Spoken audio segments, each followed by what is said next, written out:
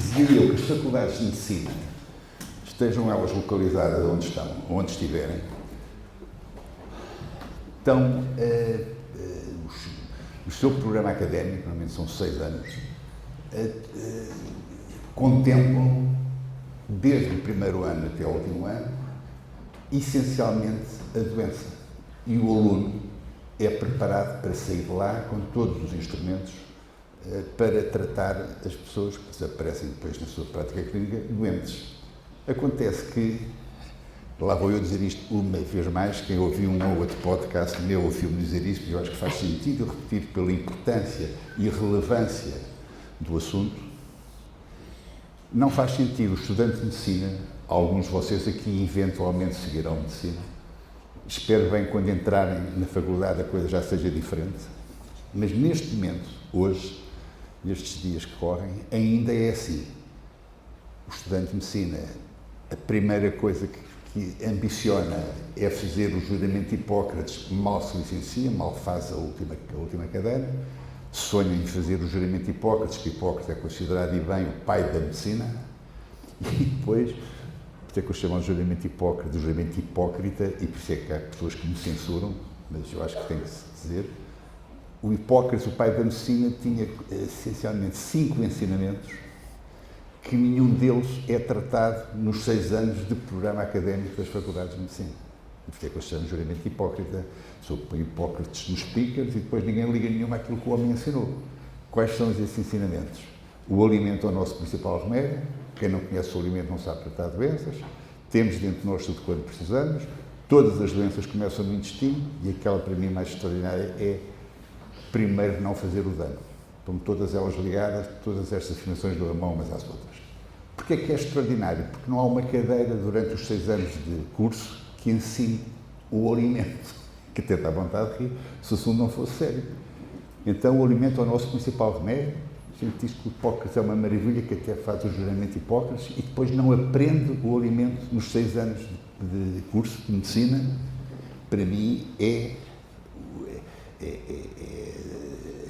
o índice realmente maior, que realmente há aqui uma boa dose de hipocrisia que há que revelar e há que apontar.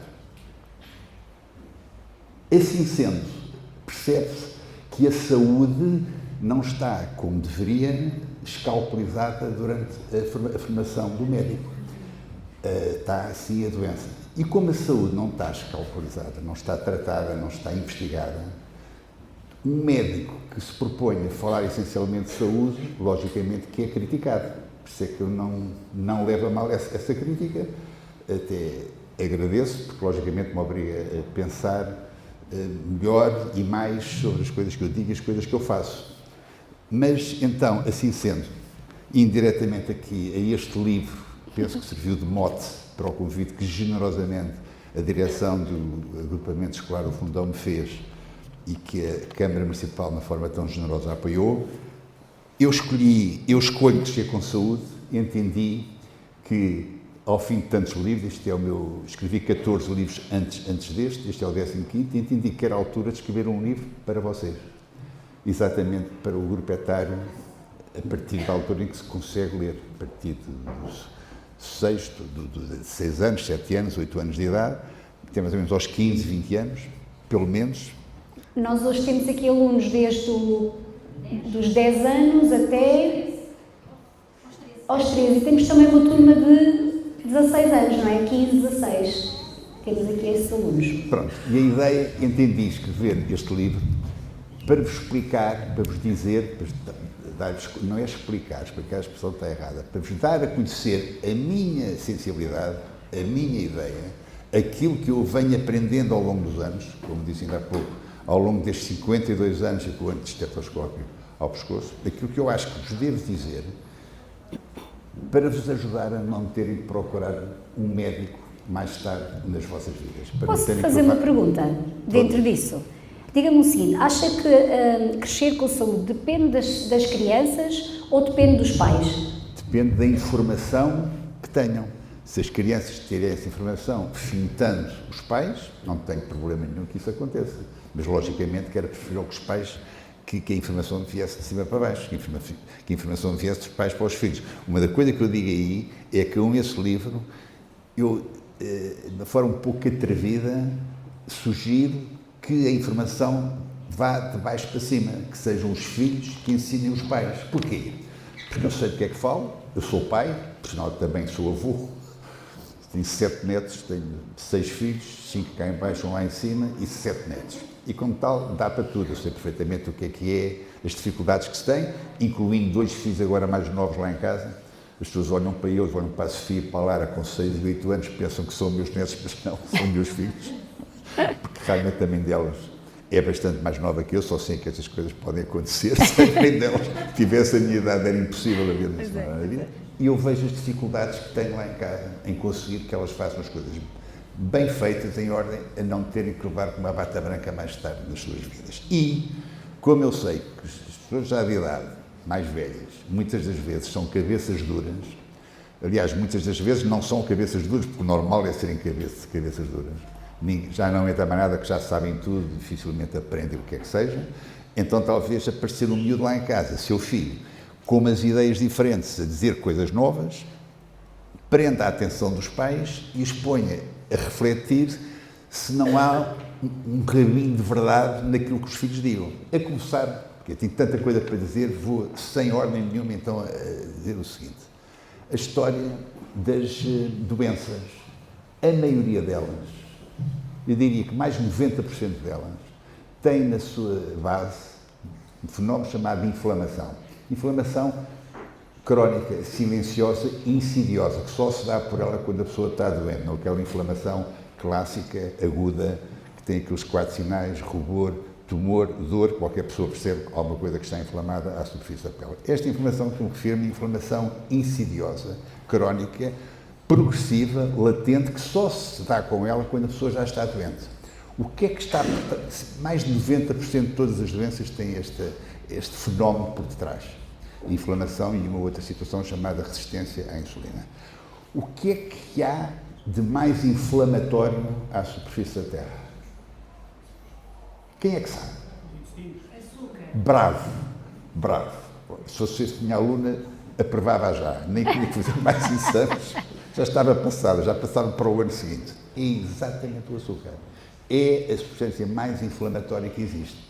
E muitas das vezes, os filhos agora, portanto, os adultos de amanhã, estão doentes, obesidade, diabetes, pré-diabetes, diabetes, doenças autoimunes, cancro, doenças neurodegenerativas, a desgraça toda acontece por responsabilidade do paizinho e da mãezinha, que lá em casa, para premiar a sua boa ação, lhes deram um bombom, um repousado, um chupa-chupa, sei lá o quê. Deram-nos açúcar, quer dizer, é o chamado presente envenenado, como eu digo no livro. Muitas das vezes os responsáveis pelas doenças dos filhos são os pais, que, na boa, sem perceberem bem o que é que estão a fazer, presenteiam os filhos e fazem, logo desde cedo, iniciam os filhos na caminhada para a adição ao açúcar.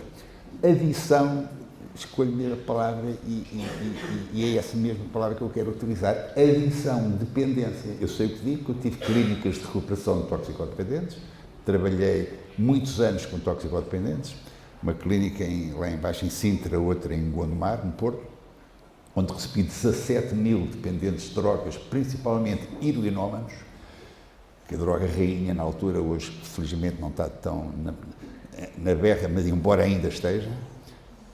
Os centros que no cérebro recompensam a heroína, a composição química é 2-acetilmorfina, 2 radicais de morfina. Os centros que no cérebro recompensam a heroína ou a morfina são exatamente os mesmos centros que recompensam o açúcar. Assim como o drogado da heroína fica drogado e é muito difícil tirá-lo dessa sua adição, também a rapaziada nova ou velha, toda a gente come açúcar, se inicia no açúcar, experimenta o açúcar, tem toda a probabilidade de ficar dependente do açúcar. Doutor, e qual é a forma que podem as nossas crianças, se agora estão a ouvir o que o doutor está a dizer, como é que podem, de alguma forma, começar a deixar esta dependência do açúcar? Começando por seguir aquilo que o Cristiano Ronaldo diz no seu prefácio. Aquela fotografia ali não é um hino a mim, não é um instrumento da minha vaidade, porque logicamente qualquer pessoa com uma fotografia daquelas ficaria vaidoso, se dissesse que não, era mentiroso. E logicamente que eu tenho vaidade naquela fotografia. Mas a ideia não é para dizer que eu sou extraordinário porque tenho Cristiano Ronaldo ao meu lado, não. A ideia é dizer que Cristiano Ronaldo, com 40 anos de vida, o único livro que ele prefaciou foi este livro que está aqui. Prefácio dele. O que é que ele diz no livro dele? 2 instrumentos para a pessoa atingir o patamar que ele atingiu: alimentação e exercício. Depois falo também a Filipa Martins, a outra notável prefaciadora do livro, aquela nossa ginasta da Maia que está a viver na Suíça agora, mas da Maia, que foi pela primeira vez aos Jogos Olímpicos, na modalidade de ginástica, também cita e também chama a atenção para o exercício, mas o Cristiano Ronaldo diz-me claramente, e eu entendo, com certeza concorda comigo, que a mensagem passa-se melhor pelo exemplo do que pela palavra, pelo verbo. Até porque se eu digo não façam isto, não façam aquilo, eu sei que já tive a vossa idade, apetece-me logo fazer o contrário. É assim, nós somos assim, a juventude é assim, é rebelde e apetece logo fazer o contrário daquilo que dizem para fazer. Contudo, com o exemplo é diferente. Exemplos de pessoas que se distinguiram e que são reconhecidas, neste caso, Cristiano Ronaldo, pelo mundo, para mim, Cristiano Ronaldo é uma lenda viva, não é preciso as pessoas morrerem para serem consideradas lendas, não é? O Eusébio é uma lenda, mas antes de morrer já era uma lenda. O Cristiano Ronaldo é uma lenda embora viva. Quando são pessoas que têm, pelo seu exemplo tão transversal, em todo o mundo, que contagia toda a gente em todo o mundo, as pessoas sabem, as pessoas que se interessam um bocadinho por ele sabem, independentemente de lerem o prefácio que ele escreveu no livro, que ele conseguiu atingir este ponto de perfeição devido a muito, mas muito trabalho, muito trabalho. Ele, quando chega a casa depois dos treinos, em vez de ir brincar com os filhos, está meia hora dentro do ginásio ainda a fazer, a levantar pesos, não é? Mas essencialmente pela forma como se alimenta. Vocês lembram-se, sabem que, com certeza, o melhor jogador do mundo de ténis, Djokovic, não é? Sim. Djokovic, o sérvio. O Djokovic escreveu um livro que diz que o salto dele para o top 10, lá nos ténis, aconteceu quando ele deixou o açúcar e o glúten. Foi aí que ele que deu o salto e é o jogador extraordinário que ele é. Portanto, Ronaldo chama a atenção que a alimentação, que é básica. Eu estou aqui a falar nisto e estou-me a lembrar que a escola onde as minhas filhas andam ainda não me convidou para ir lá. Tenho ido a várias escolas, tenho andado por todo lado, até ao Funchal à Madeira eu já fui por força da lenda e da família da lenda, mas a escola dos meus filhos ainda não me convidou para ir lá. Porquê? Isto tem muito que se lhe diga. Eu não estou a censurar, estou a comentar e estou a pôr à vossa consideração o quê? Porque uma escola, seja agrupamento escolar, seja privada, seja pública, seja o que for, para dar a mão às coisas que eu vou dizer agora de seguida, é uma responsabilidade grande, porque envolve, muitas das vezes, uma mudança, às vezes em 180 graus, para não dizer em 360, quando é o outro, dos seus procedimentos.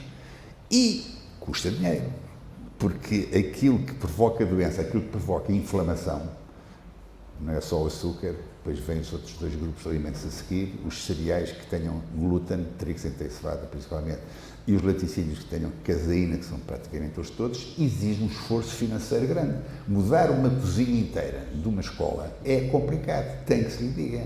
Mudar os alimentos inflamatórios, para fechar o ciclo, e substituí-los por alimentos não inflamatórios, isto é tudo muito bonito, mas custa dinheiro.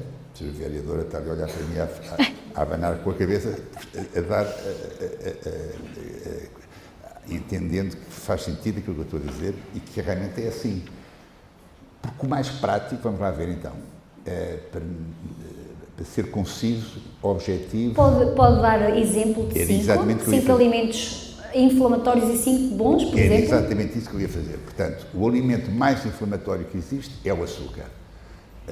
Responsável pela saúde no governo da Holanda, decretou o açúcar a droga mais perigosa que existe. Mas não é por acaso, cada vez estou a falar mais da Holanda e cada vez há mais estudantes que vão para a Holanda. Mas não é só, aqui para os nossos meninos, para perceberem, não é só o açúcar branco, pois não? Vamos lá ver. O açúcar, de uma forma geral, é inflamatório. De uma forma geral, é inflamatório. Eu já vou dizer o que é que isto quer dizer em detalhe.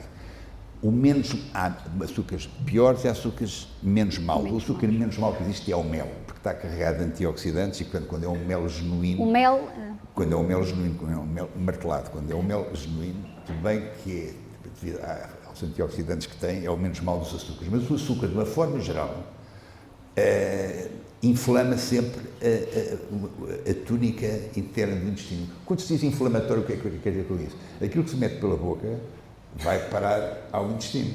Há aqueles 7,5 metros de órgão que nós temos.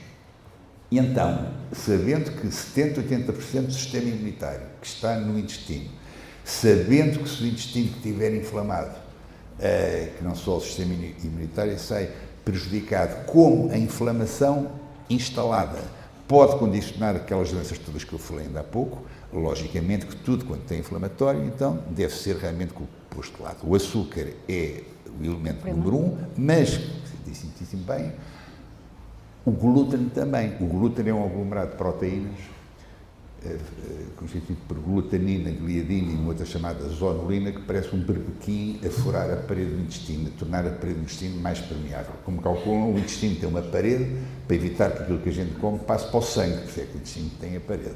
Agora, se a parede está toda esburacada, não serve de nada, porque aquilo que a gente come acaba mesmo por passar para o sangue.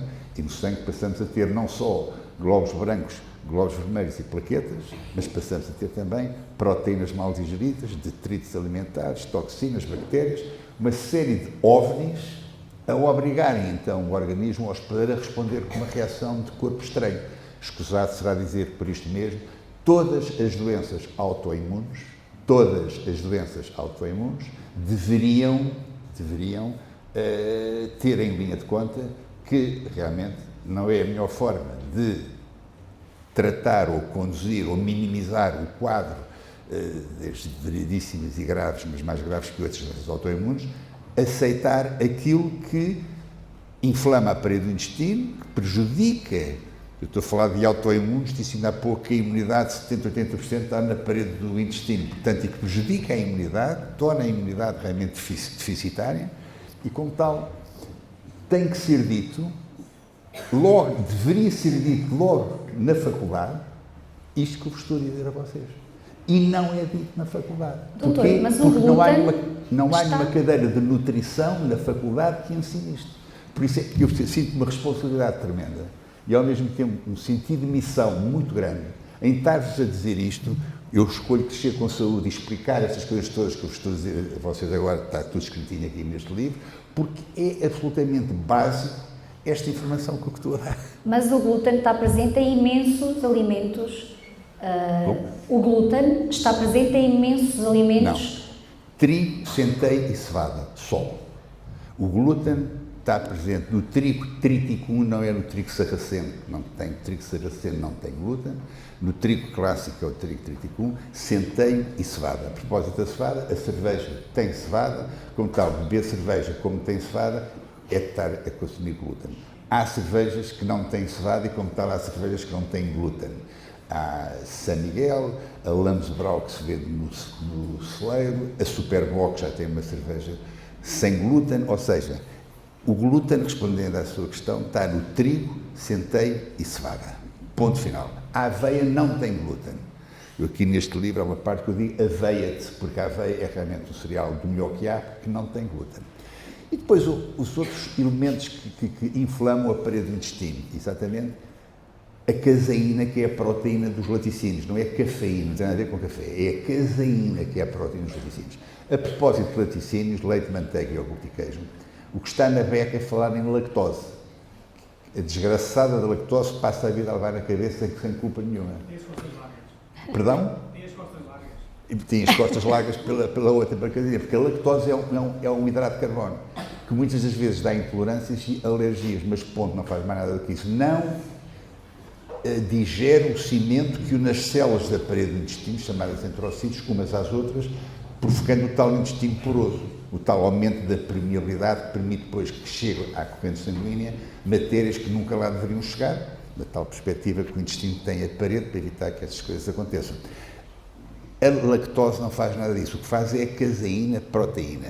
E outras duas proteínas, chamada alfa-lactoglobulina e outra beta-lactoglobulina, que não há uma enzima que faça com que esses aminoácidos, que essas proteínas se desdobrem em aminoácidos. Portanto, laticínios, leite, manteiga, iogurte e queijo, principalmente leite de vaca. O leite de vaca é muito desinteressante. É muito desinteressante porque tem caseína tipo 1, que é aquela que realmente que molesta a parede do intestino.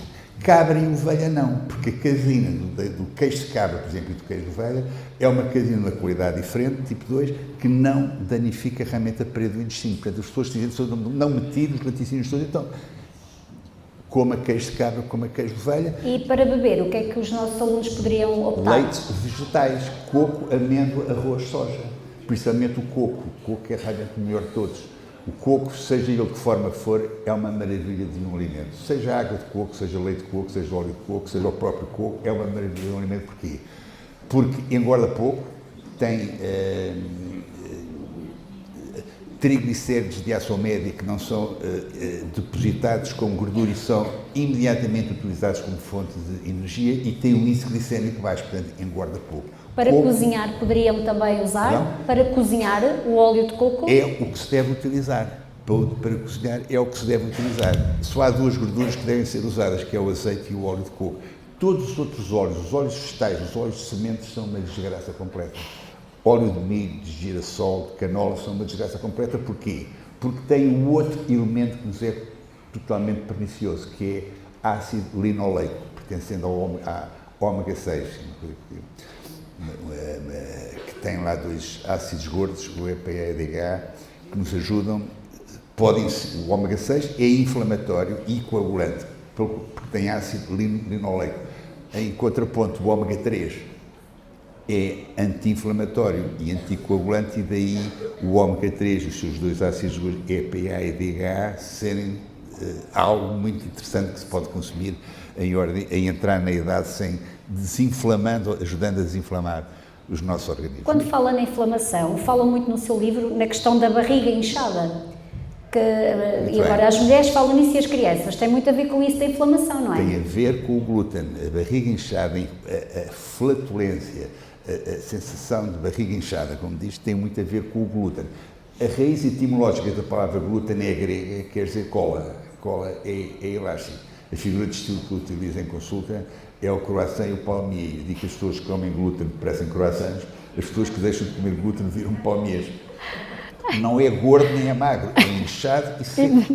Como eu disse, o Djokovic escreveu num livro dele que entrou no top 10, o açúcar já não comia, mas quando deixou de comer glúten. E a diferença foi realmente gigante, que a pessoa que deixa de comer glúten, a pessoa que não consome glúten, que finta o trigo, o centeio e a cevada, em um mês perde 4 quilos sem saber ler nem escrever.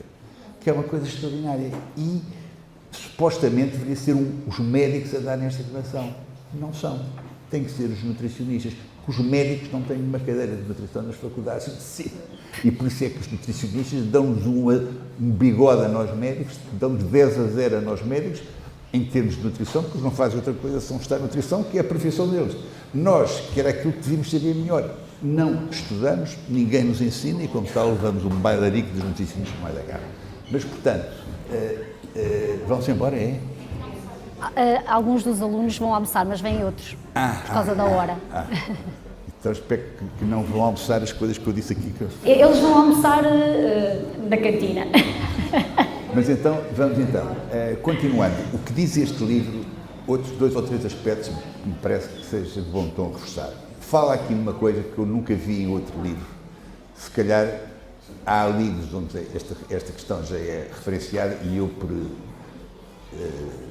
falta de preparação minha, não conheço, que é a receita literária. O médico não deve só passar receitas de medicamentos. O médico, além de aconselhar em relação a tudo isto que vos estou a dizer, em relação à melhor forma de manter a sua saúde, é receitar, segundo uma notável senhora chamada Sandra Barão Nobre, ela inventou a expressão receita literária, ou seja, o médico pode receitar livros e autores para ajudar, eu estou a dizer as crianças, mas porque não os adultos, a ultrapassar estados de espírito menos positivos que tenham. O bullying, o desamor, a falta de amor próprio, a ansiedade, seja o que for, para cada um desses estados de espírito, tão comuns a todos, infelizmente é transversal, crianças e adultos, há literatura própria. Em vez de estar agarrado aos tablets, de facto, Cristiano Ronaldo chama a atenção no prefácio dele, não só a alimentação e o exercício, mas também a tendência que vocês, o vosso grupo etário, têm em estar agarrado aos tablets, ele chama a atenção, que de facto não é por aí que a pessoa realmente, o livro é fundamental, o livro também chama a atenção, tem cerca de 20 situações com livros propostos e com os seus autores para vos ajudar a ultrapassar esses eventuais estados de espírito que um dia venham a ter e também a expressão e a força notável que a música tem. A música, dependendo do estado de espírito da pessoa, depende da disposição da pessoa, a música é também um instrumento precioso que muitas das vezes não é referenciado e não é salientado, e o livro chama a atenção também a isso. Depois, fala do reintestino, dando o destaque que merece realmente. O intestino é um segundo cérebro. Isto é muito polémico. Porquê? É muito polémico, que devia ser o primeiro. Porque o intestino tem mais neurónios que o cérebro. Há 100 milhões de neurónios no intestino, mais neurónios que o cérebro. Portanto, o intestino devia ser o primeiro cérebro. Isso é que é polémico. Isso é que é pior. Quando falam nisso, levam logo com esta resposta. Porque o cérebro tem menos neurónios que o intestino. Doutor, mas tem a noção que ao longo dos anos tem-se dado cada vez mais importância ao intestino e antes ninguém até era um tema... Se fizer um inquérito nesta rapaziada que aqui está, quem é que sabe que 2 quilos do nosso peso, do vosso peso, do meu peso, dos vossos professores, até da distinta vereadora da Câmara Municipal do Fundão, 2 quilos? 2 quilos do nosso peso é micróbios que temos dentro do nosso intestino. Quem é que saberia isto? Sabia? Bravo, parabéns. Como é que se chama? Maria. Eu sabe. Tu vais longe, Maria, tu vais longe. Já estou a ver tudo. Tu vais longe. 2 quilos do nosso peso é micróbio. E a nossa saúde depende exatamente do equilíbrio. Vamos lá ver. Nós vivemos em equilíbrio. Tudo quanto nós temos dentro do nosso organismo, lembram-se daquilo que o Hipócrates dizia, temos dentro de nós tudo quanto precisamos. Não é só aquela expressão, o alimento é o nosso principal remédio que o metabolizou. Esta expressão, temos dentro de nós tudo quanto nós precisamos, é extraordinária. O homem realmente era um visionário, numa altura em que praticamente não havia medicina, 460 anos antes de Cristo, portanto há 2500 anos o homem já saía com esta, quer dizer, se isto não é um visionário, o que é um visionário? O homem dizia que temos dentro de nós tudo quanto precisamos, porquê? Nós, tudo quanto temos dentro de nós, os tais micro-organismos que ele na altura ainda não percebia, são fundamentais para a nossa saúde. É o equilíbrio destes micro-organismos, não são todos 100% fantásticos, não, só 85% deles é que são, 15% não tanto, é o equilíbrio em que esses micro-organismos, principalmente bactérias, mas não só, também protozoários, vírus e fungos, é o equilíbrio em que eles vivem que nos dão saúde. A doença o que é? É quando se rompe este equilíbrio. Então, e essas bactérias boas, não é? Que são boas, nós ingerimos essas bactérias, como é que podemos manter a nossa flora intestinal boa? Alho, abóbora, berinjela, couve, cenoura, cebola, nabo e pepino. Tenho que voltar a repetir, foi muito rápido. Se for por aqui, alho, abóbora, berinjela, couve, cenoura, cebola, nabo e pepino, se todos os dias for por aqui, é bem mais difícil ficar doente. Depois mais vitamina D, mas já vamos falar da vitamina D. Alho, cebola, pepino... Para dizer o seguinte, tudo quanto vem do chão, tudo quanto vem de baixo para cima, tudo quanto não é trabalhado pela mão do homem, em princípio é-nos favorável, é-nos útil, dá-nos saúde, a natureza da saúde. Para perceberem bem o complicado que isto é e o desafiante que também é, aquele grande pensador Descartes, aquele fantástico fenómeno Descartes, do século XVII, até da boca do Descartes sai este disparate. O papel do homem é obstacularizar a natureza. É exatamente o contrário. O papel do homem, segundo dizia o homem que inventou a lâmpada,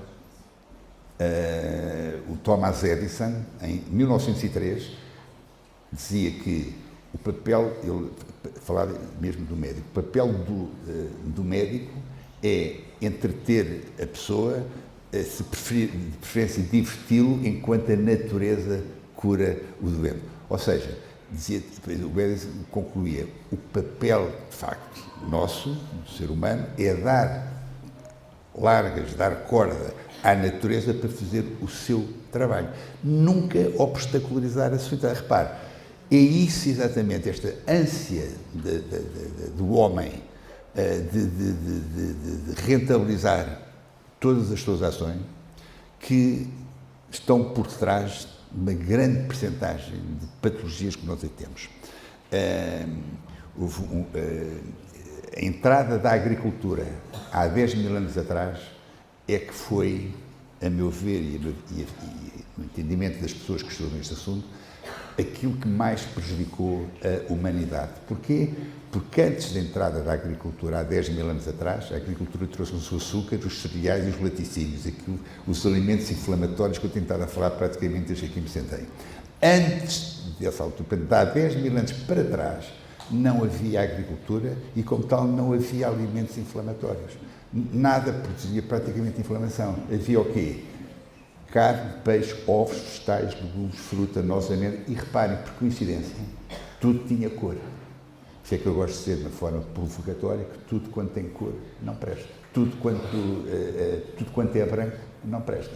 Porque o branco que veio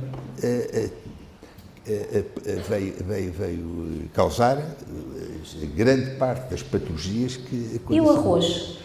Pronto, o arroz, se for vermelho ou negro, tudo bem. Branco não é assim não é tão... Mas vai ver, quando eu digo branco, reparem, ou por ter um índice glicémico elevado, ou por engordar muito, ou por ter glúten, não é realmente por aí, não é grande espingarda, como eu costumo dizer. Portanto, índice glicémico elevado sem glúten, arroz e batata. Batata branca, batata doce tem um índice glicémico mais baixo, mas pronto.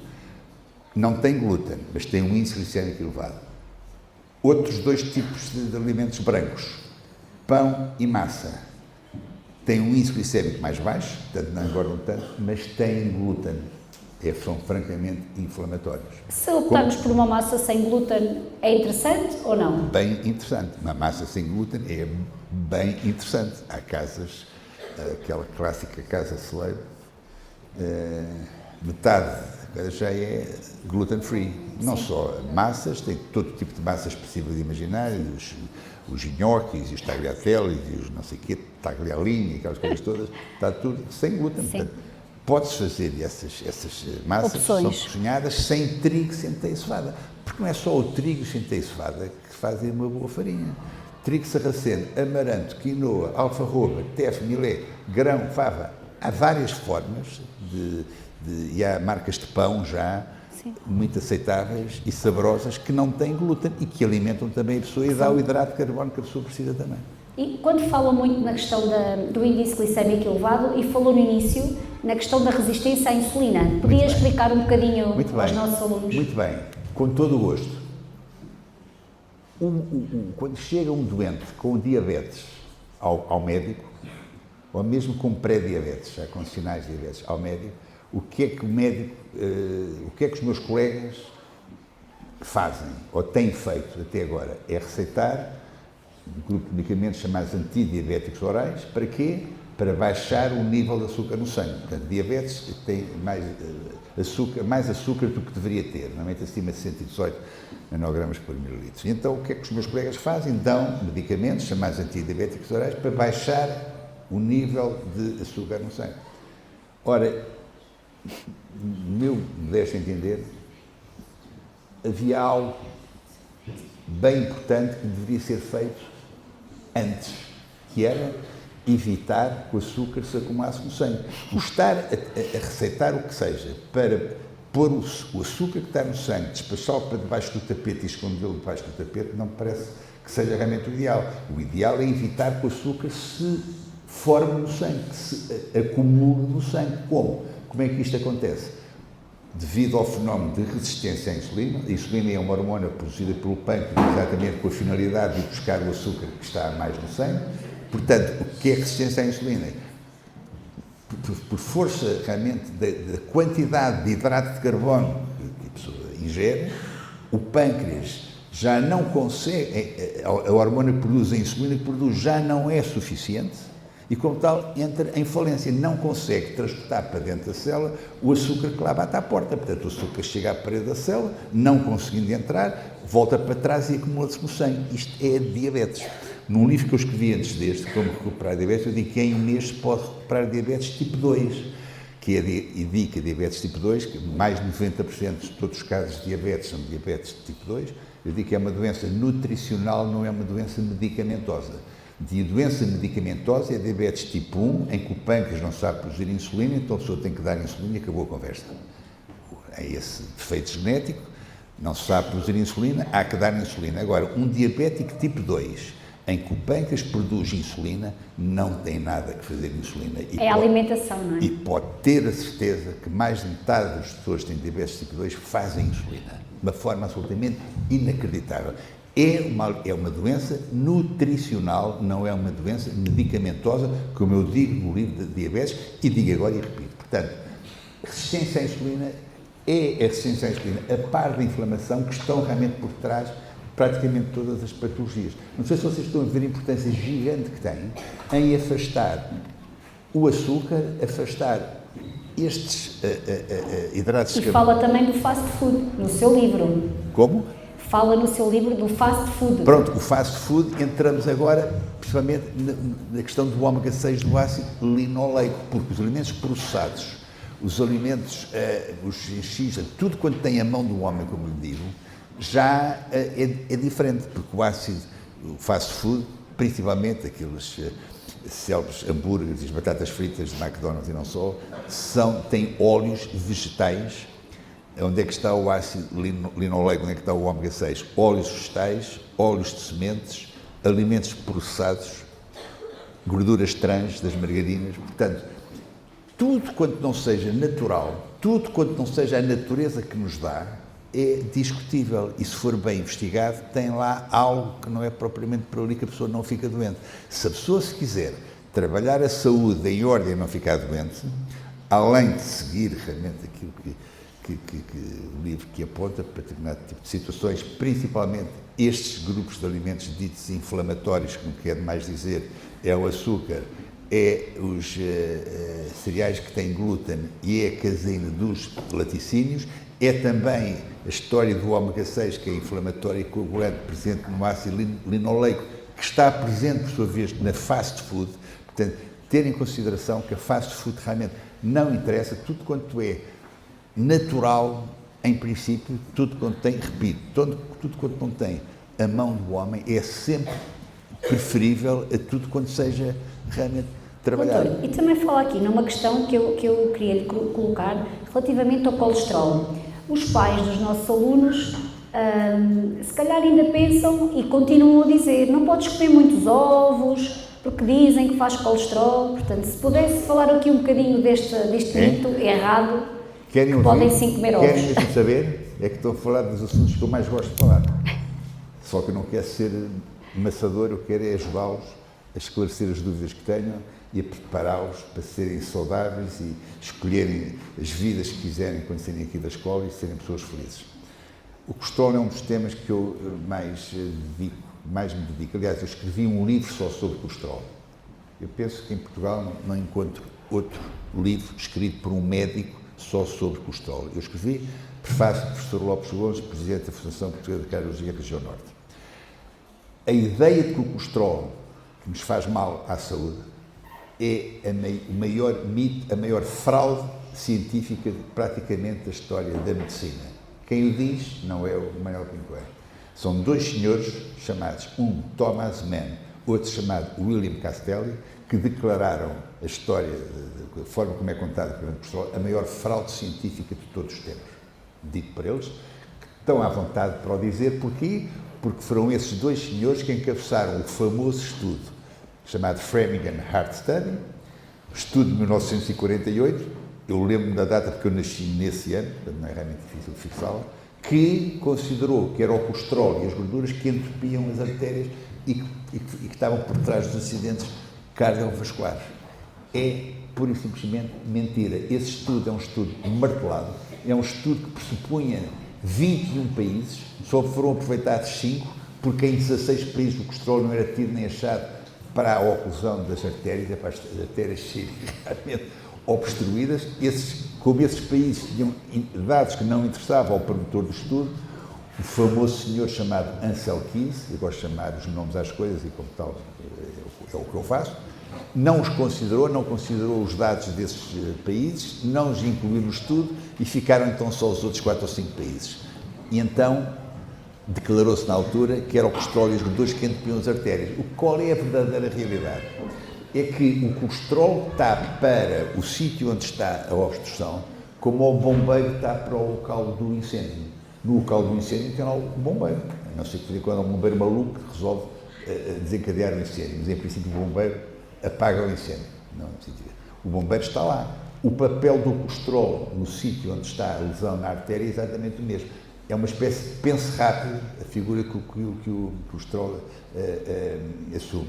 Um colega meu, famoso brasileiro, Laí Ribeiro, diz que tem uma figura de estilo interessantíssima. Ele diz que o colesterol é como aquele homem mal encarado que vai passar ao pé do local de um assalto, numa loja, num estabelecimento comercial. Há um assalto, chama-se a polícia chega e, entretanto, vai a passar pela porta uma pessoa assim com muito mau aspecto, o polícia entende que foi ele o assaltante da loja e leva-o preso. O colesterol é exatamente a mesma coisa. O papel do colesterol no trombo, naquele obstáculo da artéria, é só de 10%. Então, a constituição do trombo é essencialmente um grupo de miofibrilhas que tem a ver com a túnica interna do endotélio vascular, plaquetas, cálcio e ferro. A percentagem do colesterol é só de 10%. Não, é injusto que se diga que é o colesterol responsável pela pressa. Mas era isso que diziam aos nossos pais, para não comermos ovos e tomavam medicação, as estatinas. Ora, nem mais. Preparou bem isto, cara. Foi exatamente a razão de ser de culpar o colesterol pelos acidentes cardiovasculares que fez com que surgisse a partir daí a droga, a molécula que mais se vende em todo o mundo, chamadas estatinas. A partir dos 40, 50 anos, não há ninguém que não tome o raio de uma estatina. Também toma uma estatina. Ah, bom, senão levantava-me já e íamos já embora. Porque... mas são muito receitadas e os pais indicam aos filhos que não devem... Mas porquê? São receitadas porque há este mito a indústria, que é o colesterol que entope a artéria. É falso.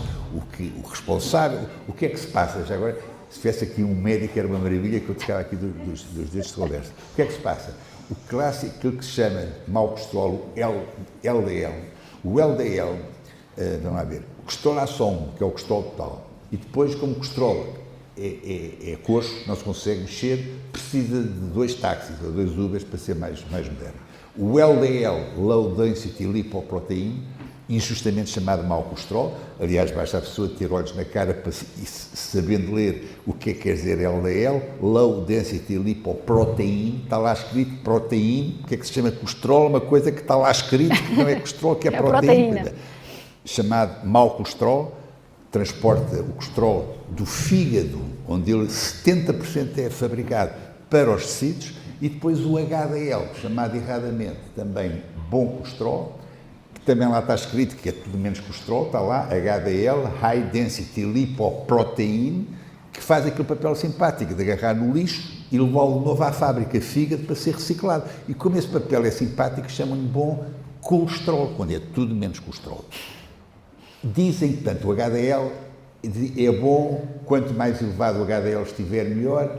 Porquê? Porque o que interessa não é o colesterol de per si. Nos Estados Unidos já ninguém liga nenhum ao colesterol. Foi retirado da lista negra dos nutrientes preocupantes. Nós cá em Portugal, enfim, na base da saloíça, continuamos agarrados à história do colesterol. A pessoa que chega ao médico quer saber como é que está o castrol, nem quer saber como é que está mais nada, quer saber como é que está o castrol, uma coisa extraordinária. A história e a importância do açúcar.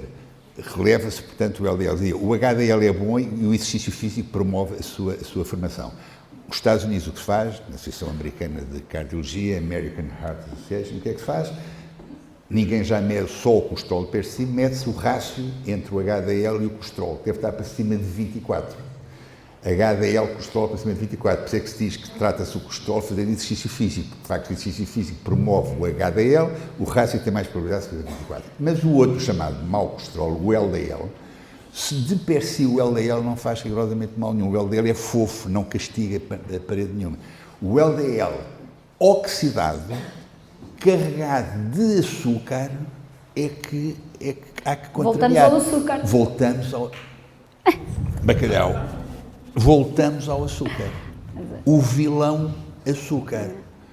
Portanto, o que é fundamental é ter presente, se a pessoa der um golpe de asa e habituar-se a não comer açúcar, claro que não é de um dia para o outro que essas coisas acontecem, mas vocês vão continuar a comer açúcar, vão continuar a comer bombons, vão continuar a comer roçados, vão continuar a comer isso tudo. Mas podem ter a certeza que, se não são surdos e ouviram o que eu vos disse, cada vez que estiverem com a mão no bombom, ou com a mão no roçado, ou com a mão no bolo, vão pensar duas vezes, se calhar a fatia se calhar já é assim um bocadinho mais maneirinha, e se calhar em vez de 3 é 2, em vez de 2 é 1. Ou seja, sabendo que estão a fazer a asneira, que não é por aí que ganham saúde, se calhar fazem menos. Isso tudo juntinho ao fim do ano é uma coisa extraordinária e é realmente... E diga-me uma coisa, é verdade que se formos deixando o açúcar progressivamente, não temos tanta vontade ou tanta tendência de ir buscar açúcar?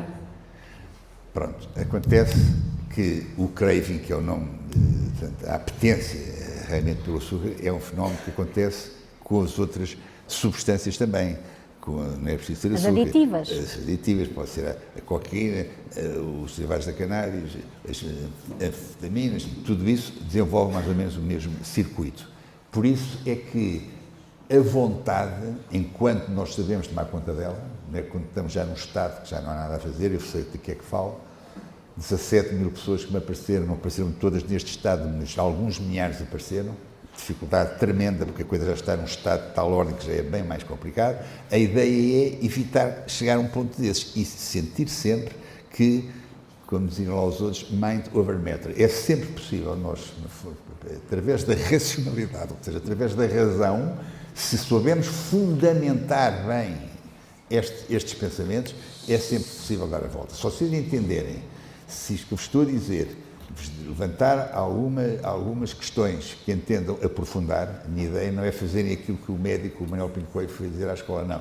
É sentirem que faz algum sentido, fazerem a vossa própria pesquisa, não faltam em motores de busca, não é só o Google, faltam em motores de busca, irem aos vossos motores de busca e pesquisarem. Agora, em cima, há os chats GPT, que a pessoa chega lá, põe a coisa e sai um lençol de explicações daquilo que deve ser.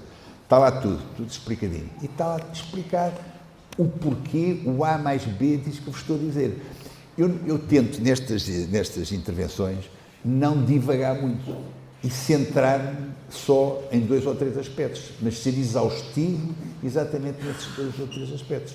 Com certeza que a Helena da Leia, que está ali a olhar para mim, a quem eu agradeço muito a sua presença e também me dá bocado agradecido toda a gente, esqueci-me de si, desculpa lá, mas concorda comigo com certeza.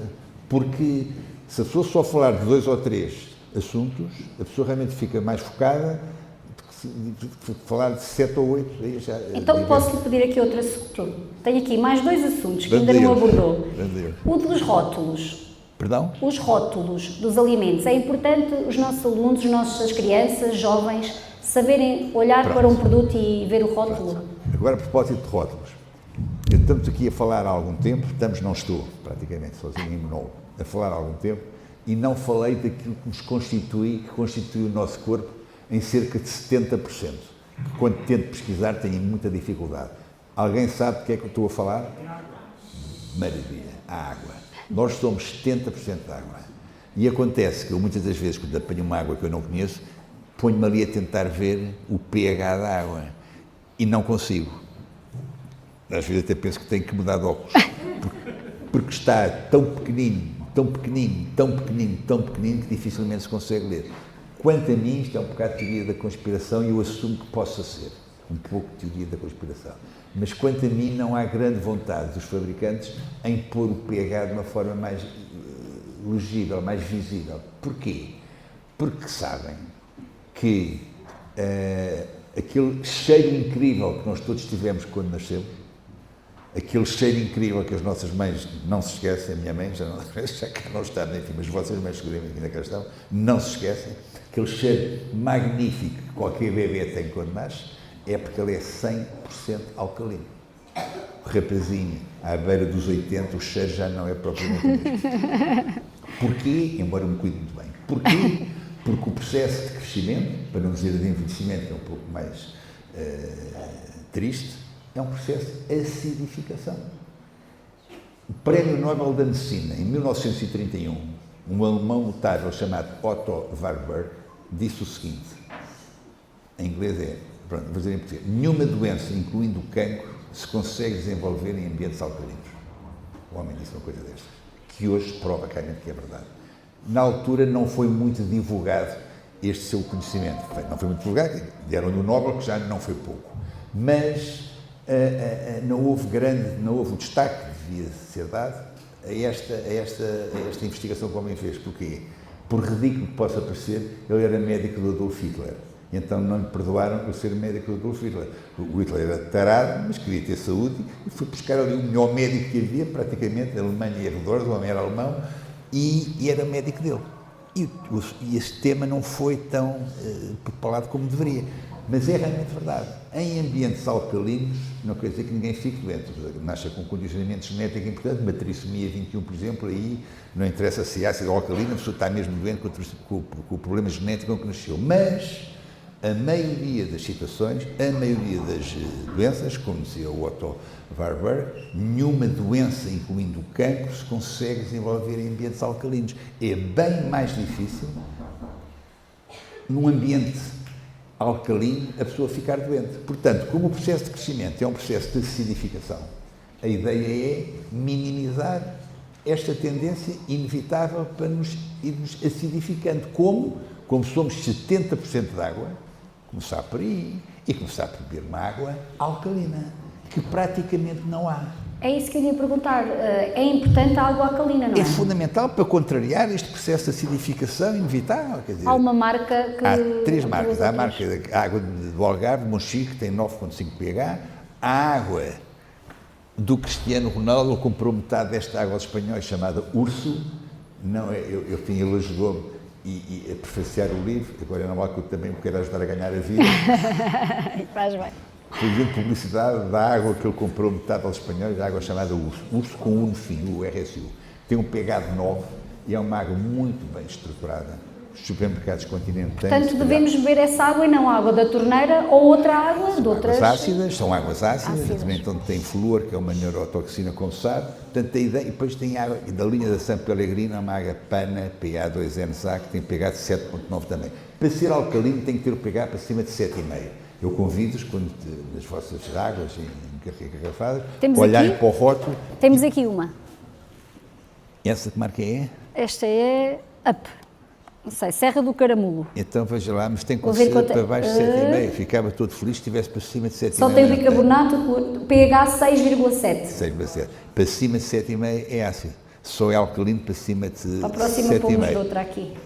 Não, a urso é realmente a água, enfim, não é por ser metade agora do Cristiano Ronaldo, é realmente a água que parece.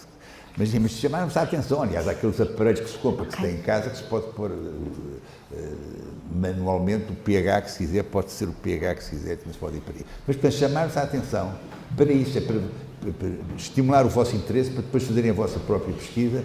Eu acho que o papel do pedagogo não é aquele que ensina, é aquele que estimula o interesse para a pessoa depois, por si própria, lá ir e fazer a pesquisa que tiver que fazer. Eu acho que assim é que deve ser, nesta escola ou noutra escola qualquer. Mas, portanto, papel muito importante dos 70% que se constitui chamado da água, e ser alcalina. 2,5 litros de água por dia seria o desejável. O ideal seria 250 centímetros cúbicos de urina por dia, em circunstâncias ideais, mas, portanto, 2,5 litros, e ter presente que há uma água que eu não me canso de falar, e neste livro também falei, que é a água do mar, que é uma água muito interessante. Porquê? Porque a água do mar tem pH alcalino, já estava a falar de pH, tem um pH entre 8,1 e 8,4, e é uma água extremamente interessante. Porquê? Porque nela reside todos os minerais e oligoelementos que constam da tabela alimentar, todos, principalmente 2 que são absolutamente, gritantemente importantes para a nossa saúde, que é o magnésio e o potássio. A água do mar tem 600, 800 vezes mais magnésio, tem 1100 e tal vezes mais potássio, tem 100 e tal vezes mais cálcio, selênio, zinco, molibdênio, cobre, todos os minerais oligoelementos constantes de alimentar estão na água, Também na água do fala mar, só que estão lá 35 gramas por litro de sal. Calma aí. A pessoa bebe água do mar, glu, glu, glu, o rim não aguenta e a pessoa morre em insuficiência renal. Mas as nossas lágrimas e o nosso suor são salgados. A água que temos dentro e fora das nossas células são salgadas. A água é salgada. Como tal, faz sentido que a água que se bebe, que tenta de algum modo mimetizar a água que temos dentro de nós. Com cautela, com cuidado, como é óbvio, não mais de 1 litro nas 24 horas, mas eu falei ainda há bocado do magnésio, o potássio e o magnésio. Há situações de hipertensão arterial que se resolvem pelo facto da pessoa beber uma água com sal integral. Sim. Como sabe, o sal integral é aquele que, além do cloro e do sódio que o sal de mesa, que o sal refinado tem, que faz mal, provoca doença cardiovascular e que põe as pessoas nos gabinetes dos cardiologistas, há o sal integral, que além do cloro e do sódio tem mais 80 e tal minerais oligoelementos, que é o flor de sal rosa do Himalaia e o sal marinho, o sal da água do mar. Mas dizia eu, a água do mar é extraordinária porque tem, bem sei que 35 gramas por litro de sal, por isso é que se deve fazer sempre uma mistura entre a água do mar, que tem 35 gramas por litro de sal, e outra água que não tenha sal nenhum, que é praticamente todas as águas que existem, em ordem de buscar os 9,4 gramas por litro de sal que nós temos dentro do nosso corpo. As nossas lágrimas são salgadas, o nosso suor é salgado porque temos 9,4 gramas por litro de sal na água intra e extracelular. Como tal, com alguma habilidade, fomos, por exemplo, 5 litros, 1,5 litro de água do mar, 3,5 litros de outra água qualquer, mineral, ou em 1 litro, 250 centímetros cúbicos de água do mar, 750 centímetros cúbicos de outra água qualquer, vamos beber a água igualzinha à água que cá temos dentro de nós. E a vantagem também é tremenda. O magnésio, eu chamo nos meus livros, um mineral milagroso, porque não há nada que o magnésio não faça. Para já, com o magnésio, a célula consegue sintetizar a famosa vitamina D, que é o principal marcador do nosso sistema imunitário. Para ter um sistema imunitário capaz, além de não castigarmos o intestino com os alimentos inflamatórios, é muitíssimo importante ter níveis de vitamina D, aquelas história erradamente, que eu passo a vida a dizer, não é uma vitamina, é uma hormona. Vitamina é aquilo que o corpo não sabe produzir. Acontece que a vitamina D o corpo sabe produzir, basta estar exposto ao sol sem cremes de proteção solar, que sintetiza logo a vitamina D. Sem protetor solar, não é? Sem creme de proteção solar, porque com creme de proteção solar, até fator de proteção 8 ainda vai que não vai. Acima de fator de proteção 8 já não há síntese de vitamina D. Portanto, a vitamina D é o principal marcador do sistema imunitário. Acima de 80 nanogramas por mililitro na análise que a MES, chamada 25HD, é um marcador muito importante da nossa imunidade. Estamos preocupados em irmos lá de outra maneira, termos níveis de vitamina D otimizados, era o ideal. Doutor, posso interrompê-lo? Sim. Estamos aqui a aproximar-nos da parte final e temos, como sabe, estamos em direto no Facebook, portanto, nas redes sociais. E tenho aqui 3 questões de 3 pessoas que estão a assistir, que poderia tentar responder. Pronto, temos então a Sara Soares, que pergunta se as leguminosas são um alimento interessante. Muito bem. As leguminosas são extremamente interessantes. As leguminosas secas, grão, feijão, ervilhas, lentilhas e favas, eu preferia que se comesse só 2 vezes por semana, porque é tudo muito bonito, mas tem hidrato de carbono, não é? E toda a gente sabe que a casa das máquinas das células, aquilo para a qual nós vivemos, as mitocôndrias, nós vivemos para elas, o oxigênio do ar que respiramos, as calorias dos alimentos que ingerimos, é para proporcionar à mitocôndria a possibilidade de nos dar a energia que nós necessitamos, o ATP, ácido adenosínico trifosfório. É exatamente aí, essas mitocôndrias, esse ATP, é para isso que nós trabalhamos, é para isso que nós nos alimentamos, e a mitocôndria prefere a gordura do que tem 9 quilocalorias por grama como fonte de energia, com o hidrato de carbono e a proteína, que só constituem 4. E as leguminosas secas, embora logicamente não tenham glúten, não é trigo, nem centeio, nem a cevada, tem hidrato de carbono, que também não é propriamente aquilo que a mitocôndria mais aprecia, embora seja um ótimo alimento. Tomara eu, ouça, se o mundo inteiro se fosse lá com luminosas secas ou sem ser secas, pode ter a certeza que os cofres do Ministério da Saúde agradeciam e de que maneira. Depois temos aqui outra questão, do Hélder Gil, que pergunta a questão da creatina, se é importante haver... Creatina, básico, fundamental. Creatina não só para o cérebro, para nos ajudar, para ajudar os nossos neurónios a funcionar com mais qualidade, pensar nas coisas da forma mais estruturada, para a nossa energia intelectual, a creatina é extremamente importante, e também para o muscular, antes ou depois do exercício. Mesmo quem não treina, mesmo quem não faz exercício, deve-se tomar creatina, mesmo que não se exercite depois, mesmo que não treine depois, 5 gramas de creatina pelo menos. Mas deve acompanhar com muita água diariamente. O ideal seria fazer exercício depois. Bem, comer antes do exercício não parece que seja muito sensato se a pessoa quer perder peso, não é? Sim. Porque se a pessoa se quer perder peso, logicamente que se a pessoa come antes do exercício, o corpo vai buscar a energia que precisa ao alimento e, como tal, já não vai ir à gordurazinha que a pessoa quer perder, o corpo já não precisa da gordura para nada, que tem entregue numa bandeja as calorias na forma do alimento que a pessoa ingeriu. Por isso é que realmente a pessoa quer perder peso, não faz sentido comer antes do exercício. Se for um exercício com muita intensidade? Bem, depende do objetivo da pessoa. Se a pessoa se quiser brilhar para a namorada ou para o namorado, e se quiser potenciar o seu cabedal e quiser mostrar ali um físico fantástico, é uma coisa. Se a pessoa for assim mais, como eu, que propriamente os objetivos já não são propriamente esses, aí o objetivo é diferente. Depende das pessoas. Adaptar ao objetivo, nós somos diferentes todos uns dos outros. Todos nós temos os nossos próprios objetivos. Não se pode deixar para 3 para toda a gente. É verdade. Depende daquilo que a pessoa quer, as creatinas, os gramas e a posologia daquilo que a pessoa deve fazer. Tenho aqui só mais uma das pessoas que nos veem online. O alho é um antibiótico natural?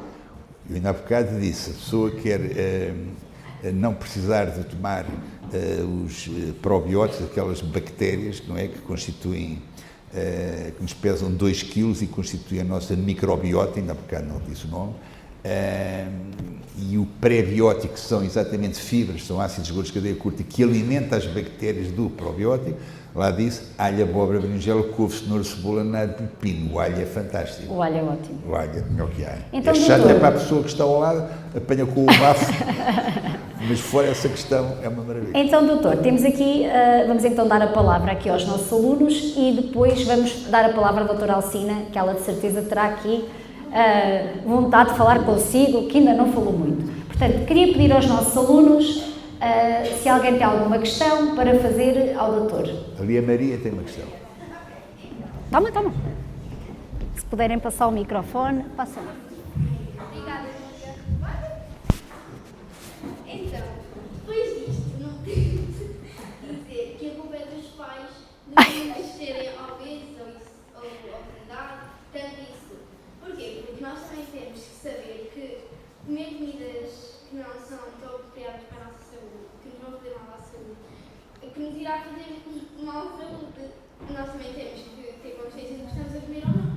Mas com certeza, e por isso é que eu digo com este livro, que tentar mudar um pouco o que é tradicional, que é a educação de se fazer de cima para baixo, de se fazer dos pais para os filhos. Portanto, se nós dermos informação, neste caso, aos filhos, informação... Estás a ouvir o que eu estou a dizer? Fizeste a pergunta e depois não me queres ouvir? Se as pessoas... Aqui o que interessa, Maria, o que interessa não é se é pai, se é filho, se é cão, que é gato. O que interessa é informação. Interessa quem tem informação, quem está informado e quem não está informado. Porque a ideia é dar informação. Se a pessoa estiver informada, se por acaso for o filho que está informado e não o pai, porque não o filho ensinar o pai. Claro que é normal que o pai, que anda cá há mais anos, teve mais tempo para adquirir informação e, portanto, é normal que o pai ensine o filho. Mas é que acontece, como eu digo, se os médicos não têm informação, por exemplo, sobre estes problemas tão importantes em relação à alimentação, provavelmente os pais também não a terão, não é? Se o próprio profissional de saúde, médico, não tem, porque é que o pai há de ter? Portanto, é normal, pelo menos, é sensato, imaginar que o filho, de posse dessa informação, possa chegar lá à casa e diga ao pai, olha cá, este aspecto assim assado, que não tem sido muito ventilado. E que tal pensar um pouco nisso? A ideia é essa. Mais questões?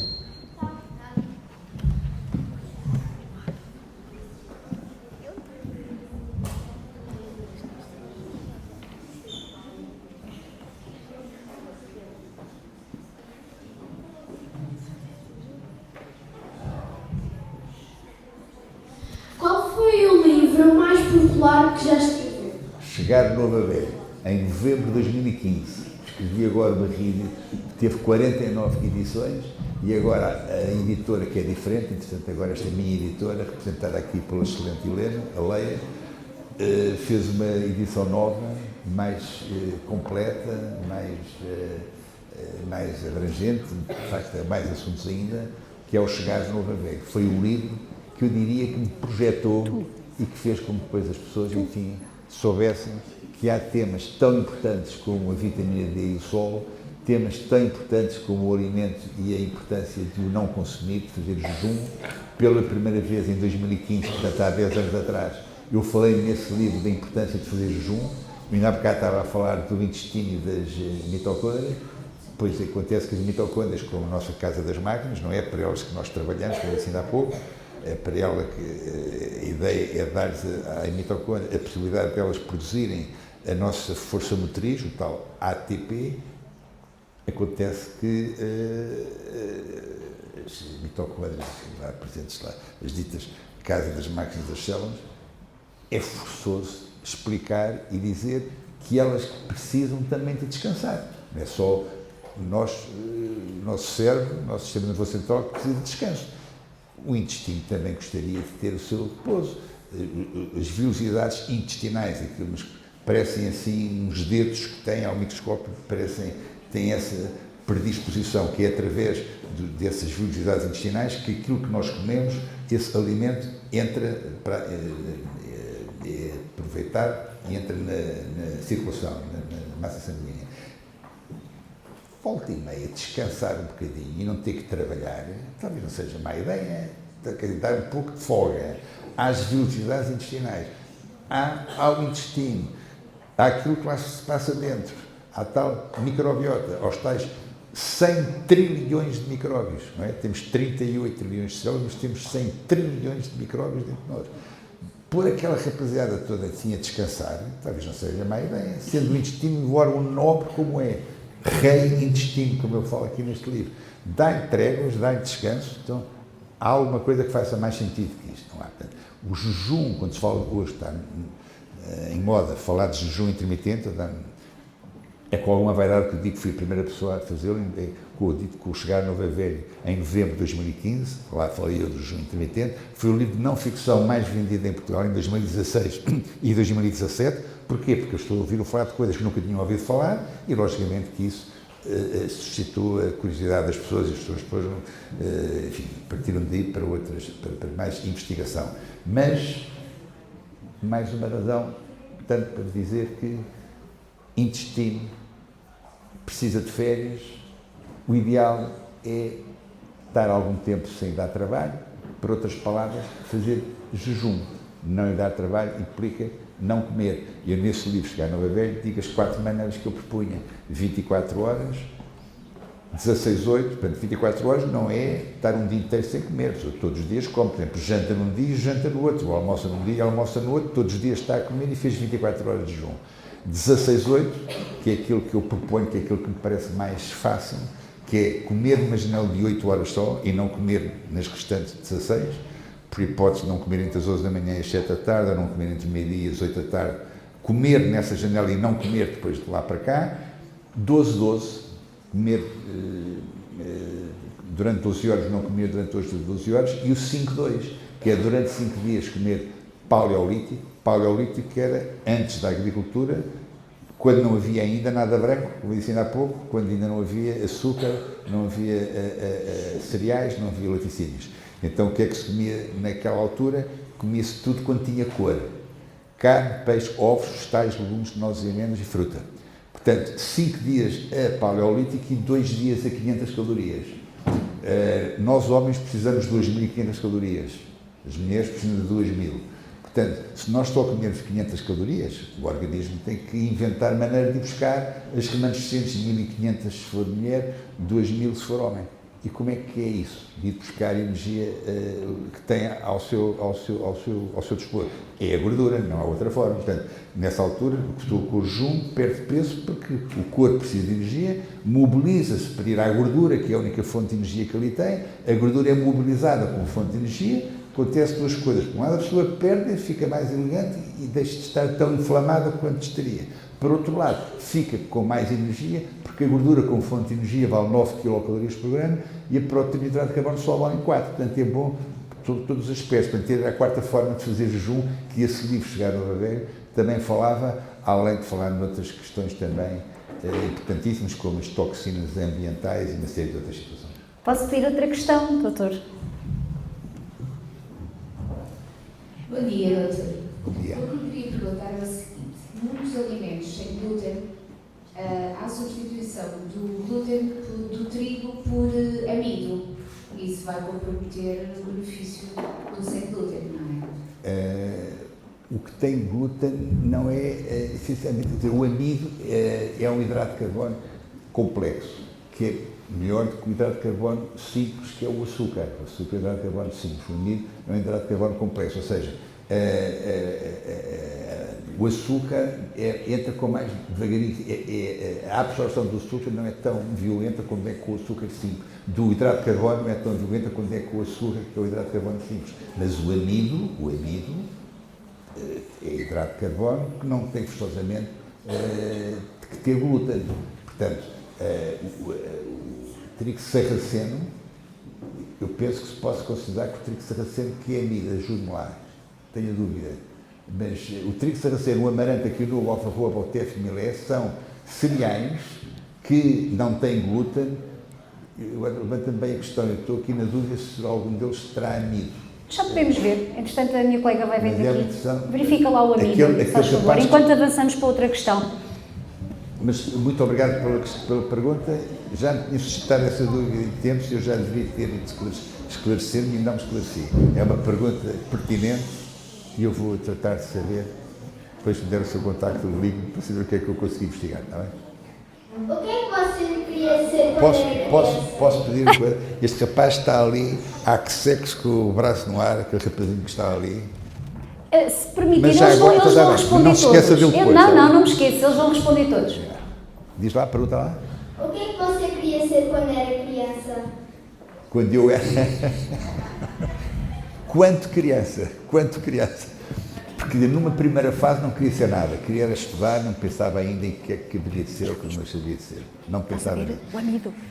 Isto que eu disse, que eu vou responder, foi uma vez que me saiu numa entrevista que me fizeram na rádio comercial, até me lembro bem da jornalista, Rita Delgado Martins, um podcast chamado Estilo de Vida. Ela perguntou-me, e eu pus-me a pensar um bocadinho e disse, eu sei que é uma resposta que cai bem, mas não foi preparada, foi aquilo que eu realmente senti. Eu percebi desde muito cedo que me dava muito mais prazer dar do que receber. E se calhar com muita gente aqui também é a mesma coisa. Dá muito mais gozo ver a outra pessoa toda feliz por qualquer coisa que a gente fez, do que receber mais uma camisola, ou mais um jeans, ou mais uns ténis, ou mais o que quer que seja. Percebi isso desde cedo. Percebi que havia uma forma simples de fazê-lo de uma maneira que até pudesse ganhar dinheiro com isso, que era ser médico. O médico ajuda as pessoas, chega à casa e tem o pão para dar aos filhos, não é? Eu tenho alguns, tenho 6 filhos de 4 mães diferentes e como tal tive que fazer à vida bem cedo e como tal é tudo muito bonito, as pessoas tinham de ganhar a vida e eu percebi que tinha ali uma maneira de ao mesmo tempo ajudar o próximo e de não chegar a casa com os bolsos vazios e de mãos a abanar para dar Posso pedir outra questão? aos pintinhos que eu lá tinha. Tenho aqui mais uma menina. Mas eu faz-me pena, se não se importa, Sim. faz-me pena, aquele rapaz que está ali, Onde é que era? há que secos, com o raio do braço no ar e ninguém lhe dá o microfone.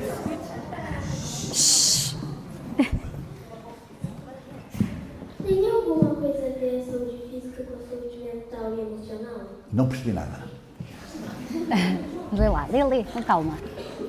Se tem alguma coisa a ver a saúde mental com emocional e física.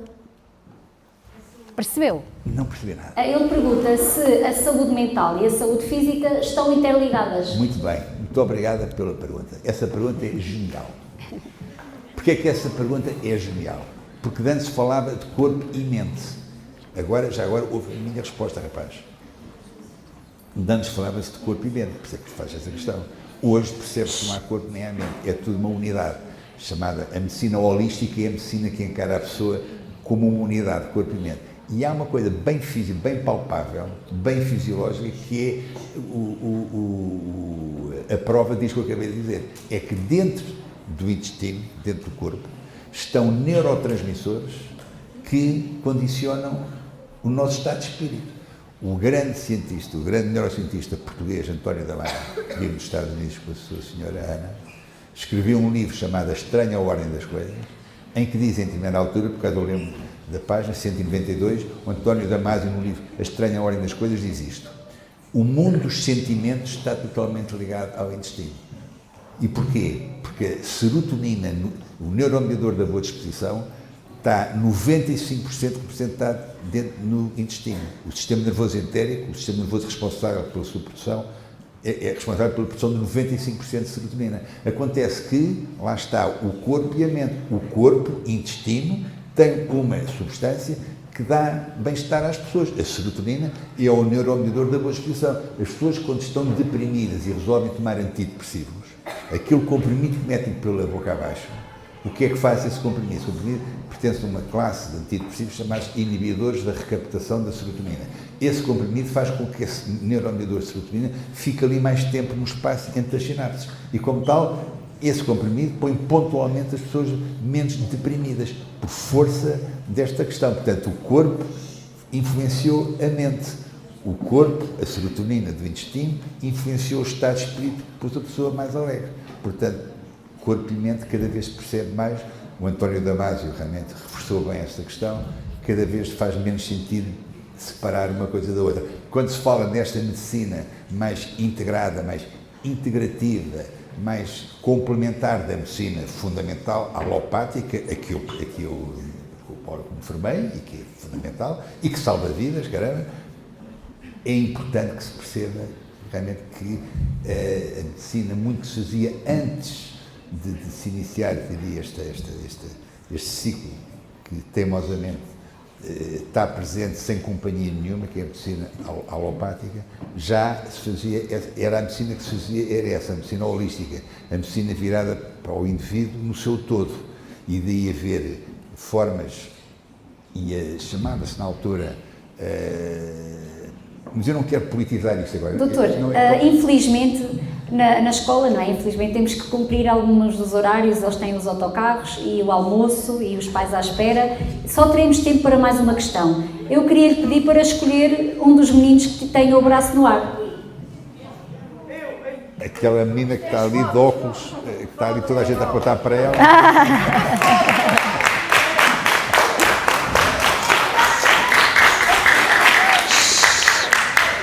Para si, qual é que você acha que foi o livro que mais incentivou as pessoas a... Já respondeu. Espero que seja este. Espero que seja este. E porquê? Mas ouve lá. Eu acho imensa graça porque eles fazem as perguntas e depois não querem ouvir as respostas. Ouve, menino. Ficam envergonhados. Porque os outros livros que eu escrevi é tudo para adultos, para pessoas que se calhar pensam que já sabem tudo. Este livro é para vocês. É exatamente para vos dizer que há aqui muitas coisas para investigar. Não é tomar por adquirido o que está aqui escrito, mas estão aqui assuntos que vocês estão, vocês, os homens da manhã e as mulheres da manhã, se entenderem que é oportuno, têm aqui muitas coisas para investigar e de certeza que se fizerem isso, melhorarão os vossos olha, aqui do lado, índices a mesa com os livros mentais e serão mais felizes no futuro.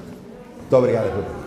Doutor, então agora nós vamos ter aqui uma mesa com alguns livros, dos seus livros, para quem quiser comprar, ou se o doutor puder autografar. E antes, não se levantem meninos, só um minuto por favor. Queria passar a palavra à doutora Alcina antes de passarmos à sessão de autógrafos. Muito obrigada. Muito rapidamente, já estão cansados, está na hora do almoço. de qualquer modo, dizer que é um privilégio enorme ter ouvido o professor Dr. Pinto Coelho e que se fui a primeira vereadora a assistir a uma palestra, é um privilégio então ter sido a primeira. O privilégio é meu. Muito obrigado pela sua Muito presença. obrigada pelos ensinamentos, pelos